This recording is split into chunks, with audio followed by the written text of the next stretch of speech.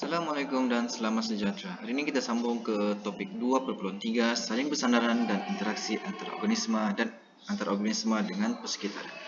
Jika topik sebelum ini kita sudah belajar tentang siratan makanan, rantai makanan dan juga cara-cara pemeliharaan dan pemuliharaan alam sekitar. So, untuk topik kali ini kita masuk kepada interaksi antara organisma dan persekitaran kepada organisma.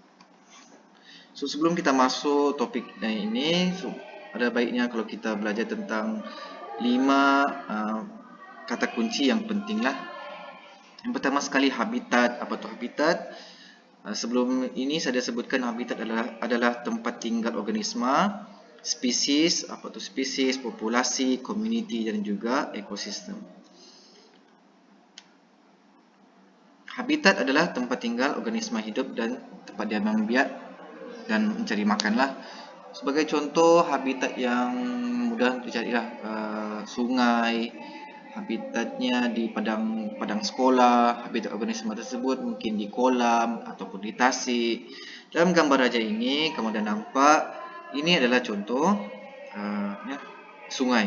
So, habitat bagi ikan ini adalah sungai. Habitat bagi katak ini adalah sungai. Habitat bagi tumbuhan pokok rumput ini juga adalah sungai. So, habitat adalah tempat tinggal organisma hidup, di mana di tempat tinggal itu dia membiak dan juga mencari makanlah. Ini ada lagi satu contoh. Habitatnya adalah kolam. Dalam kolam tersebut ada burung darajat udang, ada serangga, laba nyamuk, pokok kiambang, berudu, ikan, udang dan macam-macam lagi lah. So, saya ulang lagi balik, tempat tinggal organisma adalah habitat adalah tempat tinggal organisma. Spesies pula merujuk kepada sejenis organisma. Kucing kita katakan satu spesies. Lembu kita katakan satu spesies. Organisma yang sama spesies mempunyai ciri yang sama dan boleh membiak antara satu sama lain untuk menghasilkan anak. Itu yang kita panggil spesies. Sebagai contoh, kucing membiak antara kucing, so kita panggil satu spesies. So kita katakan kucing adalah satu spesies. Ciri yang sama boleh membiak antara satu sama lain. Populasi pula adalah sekumpulan organisma yang sama spesies hidup dalam satu habitat yang sama. Contohnya macam kucing tinggal dalam satu rumah yang sama, membiak dalam satu tempat rumah yang sama. So kita katakan itu sebagai satu populasi. Populasi gajah tinggal dalam kumpulan kawanan gajah, membiak antara satu sama lain, itu kita panggil populasi. Populasi panda tinggal di tempat yang sama dan membiak antara satu sama lain, itu kita panggil populasi juga. Okey. Lembu, kambing, apa lagi? Ayam, itik, itu kita panggil populasi. Kenapa kita panggil populasi? Sebab spesies yang sama tinggal dalam satu tempat yang sama. Manakala komuniti pula terdiri daripada beberapa populasi haiwan dan tumbuhan yang berbeza hidup bersama-sama dan saling mempengaruhi antara satu sama lain. Katakanlah habitat sungai. Habitatnya sungai.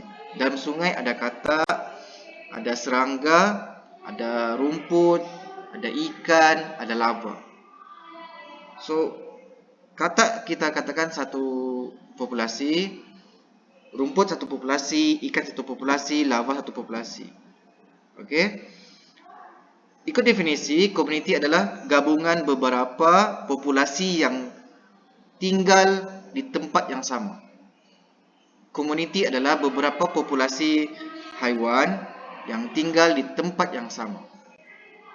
Mereka tinggal di tempat yang sama dan saling berinteraksi antara satu sama lain. Sebagai contoh, interaksi adalah mangsa-pemangsa antara katak dengan serangga. Katak makan serangga. Itu adalah contoh interaksi. Apabila wujudnya interaksi antara populasi yang berbeza di tempat yang sama, kita panggil sebagai community. Apabila banyak komuniti berada di tempat yang sama, baru kita panggil sebagai ekosistem. Ikut definisi, ekosistem merujuk kepada beberapa komuniti yang saling bersandaran dan berinteraksi antara satu sama lain dengan persekitaran bukan hidup. Persekitaran bukan hidup ni contohnya macam air, udara, batu, tanah, pasir, apa lagi? Cahaya matahari. Okay, contoh ekosistem adalah hutan hujan tropika, hutan paya bakau dan padang rumput dan juga lautan.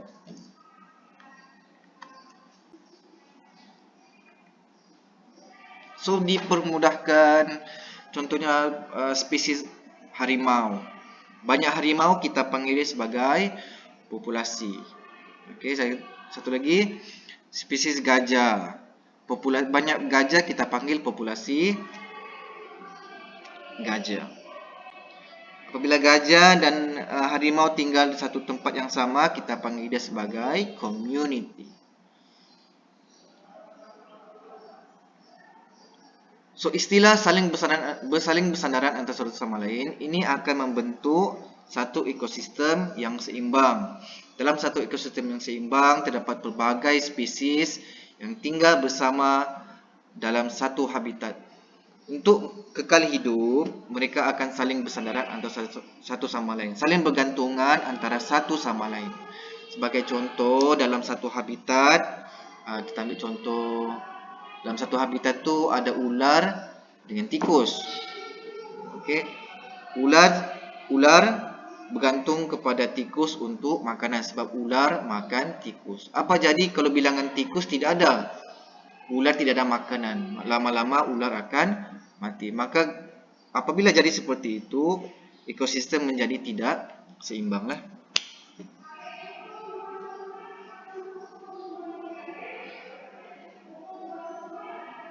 Okay. Dalam gambar raja ini, jika kamu lihat pokok pisang ini membuat makanannya sendiri dengan bantuan matahari dan juga karbon dioksida. Pokok pisang akan membekalkan makanan kepada ulat sebab ulat makan pokok pisang. Membekalkan makanan kepada semut. Okay. Dan juga sebab ada spesies semut yang memang tinggal di pokok pisang lah. So apabila semut ulat bulu ni sudah mati, dia akan menjadi nutrien. Nutrien akan diperlukan oleh pokok pisang untuk tumbuh dengan untuk membiak lah senang. Untuk membiak. Dan seterusnya berlakulah satu siratan makanan seperti ini.